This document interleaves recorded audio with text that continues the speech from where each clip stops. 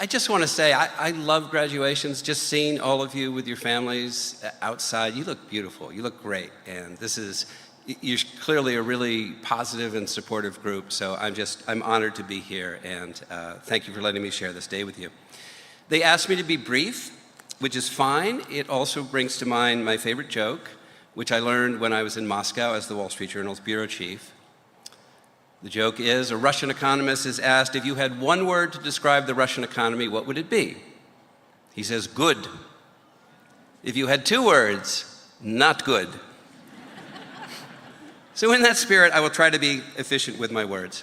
I want to use this time today to share some wisdom that I've accumulated over the years. I'm not a great man, but I try to be a thoughtful one, and as a journalist, I have had access to a number of fascinating and great people. So I will share some observations and talk about some of the interesting people I've had a chance to meet and to learn from over the years. First, a little bit of context. It's totally fine for you to say, who is this guy?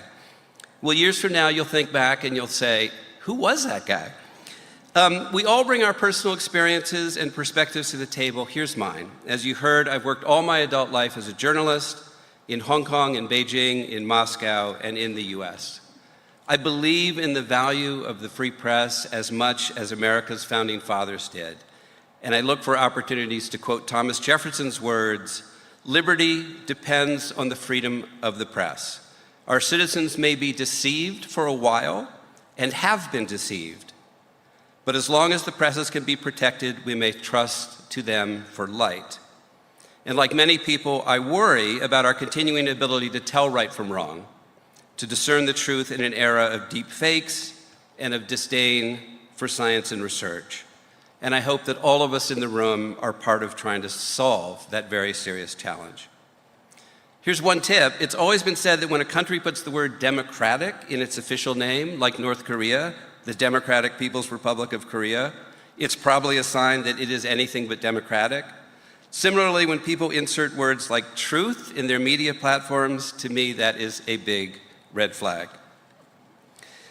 I also believe that business can be a force for good. If I didn't, I wouldn't have been at Harvard Business Review for so many years. I am an idealist, proud of the American democratic experiment despite its foundational flaws, including, of course, its slave-owning origins. But America has been an inspiration to others for its democratic values, its record of progress for people of all genders, races, and persuasions. But I've learned over the years covering Russia, China, and the US that governments will break your heart. And nonprofit institutions that try to deliver justice around the world can only do so much. So I look to business to have a sense of the broader good in their work, to make money, of course, but also to understand that they too have a debt to society that has helped them to flourish, and to embrace the idea that they need to be caretakers of their broader communities.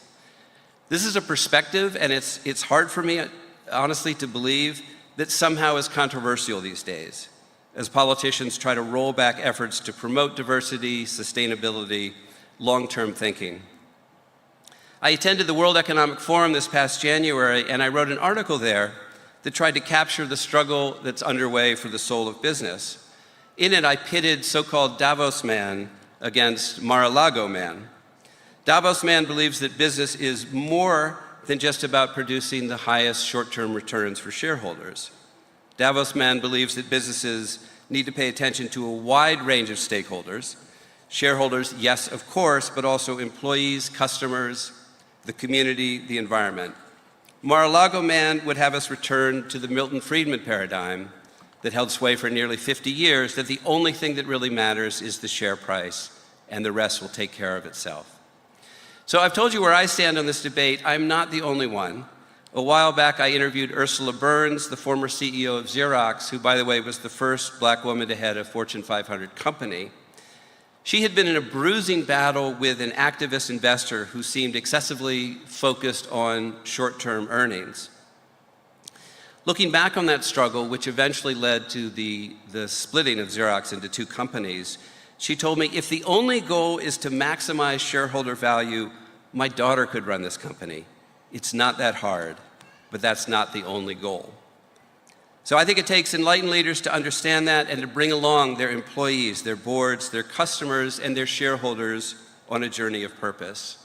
So to put it another way, there is a struggle underway for the future of capitalism, and all of you here will play a part in determining how it plays out.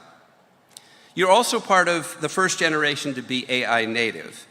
I know that we've heard enough about AI, but there's part of me that wonders if we're actually underhyping AI and not overhyping it. I personally marvel at how quickly generative AI continues to improve, and I try to listen to the experts. A friend of mine recently attended a private session of some of the biggest brains in Silicon Valley. The attendees were all people that we all have heard of. They were talking about the future of AI, and a prominent former tech CEO told the group that we have 1,000 days before generative AI truly upends our world. That was a few weeks ago, so we only have 980 days. So in this scenario, AI becomes capable of taking on more and more complex tasks. Employers use AI not merely to create efficiencies, but to handle a wide range of sophisticated white and blue-collar work. This will create enormous wealth, especially in the tech world, but it will also devastate many companies and industries. It is hard to see in this scenario how we avoid large levels of unemployment. We're already seeing this play out in, among other fields, the legal industry. In the past, a company might have hired a law firm to do 100 hours of high-priced work on an M&A deal. Now these companies can prepare most of that with generative AI and hire a lawyer to spend a couple of hours to make sure it's all okay. This means fewer lawyers, fewer billable hours, less revenue. This is happening or will happen almost everywhere. I don't mean to be negative. I believe in the capacity of humans to respond to these challenges and pivot. But I think we do need to prepare for what's likely to be a dramatic change. Our challenge surely will be to preserve the human in this equation, to find humanity in our work, in our companies, in our industries. Differentiation may turn out to be all about the human experience, about human creativity, and about human interaction. Do what you can to help ensure that we don't all regret the growing impact of AI in our personal and work lives.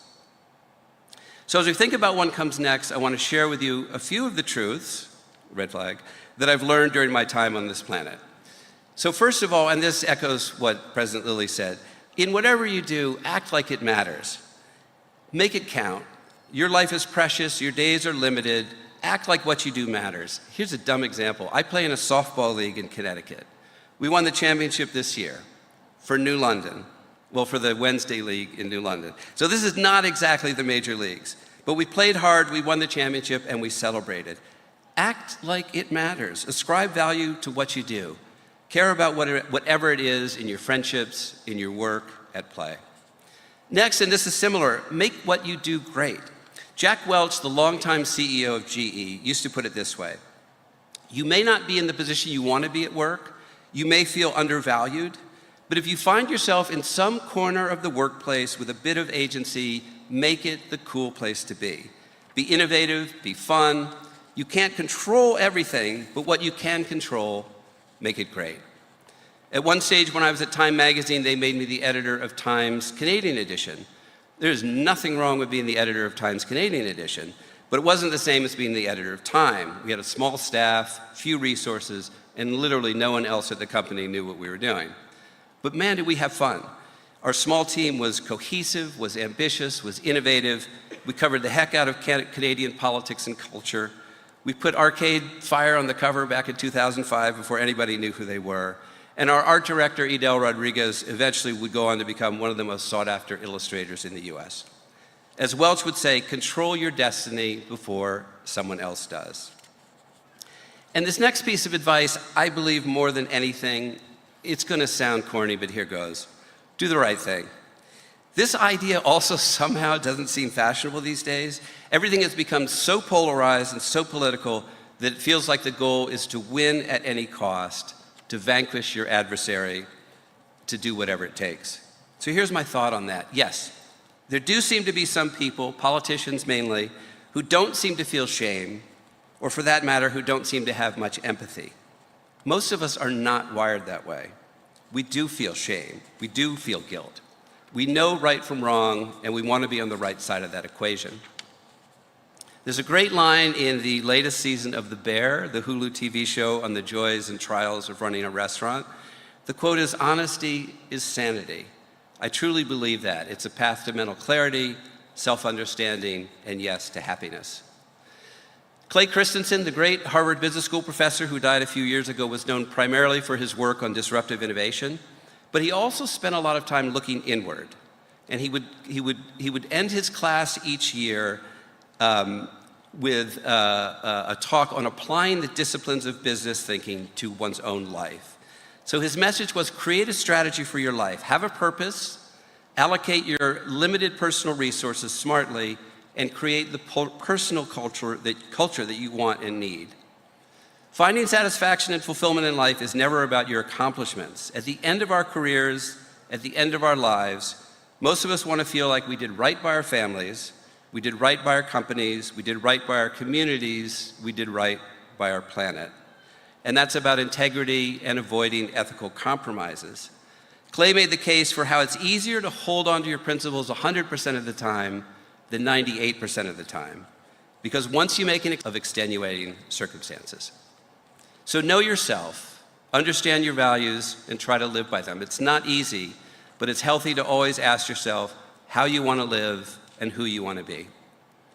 And one more principle, listen to the people close to you. Too many leaders think they have to do it all themselves. They don't want to show vulnerability and seek advice. My father is about to turn 105, and he's still with us, giving me and my siblings the most valuable advice we'll ever hear. He also has a great laugh line, which if you sit down with him, he'll tell you the first 100 years are the hardest.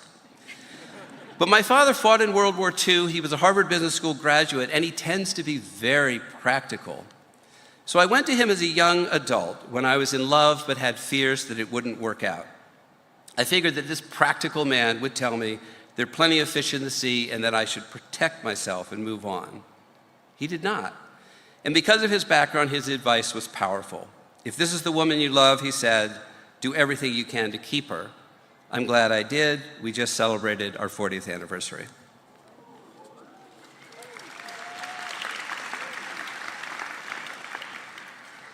So to all of you, my takeaway is you have accomplished something wonderful by being here and by letting the experts at Hult guide you and inspire you as you get set to take on the professional challenges of our era. This is a complex moment in our history, a challenging time to be entering the workforce, but man, do we need smart people with brains and with a heart to guide us forward. So again, take what you do seriously, act like it matters, make whatever you're doing the coolest and most innovative it can be, stay clear of moral compromises, and for God's sakes, listen to your parents. Thank you.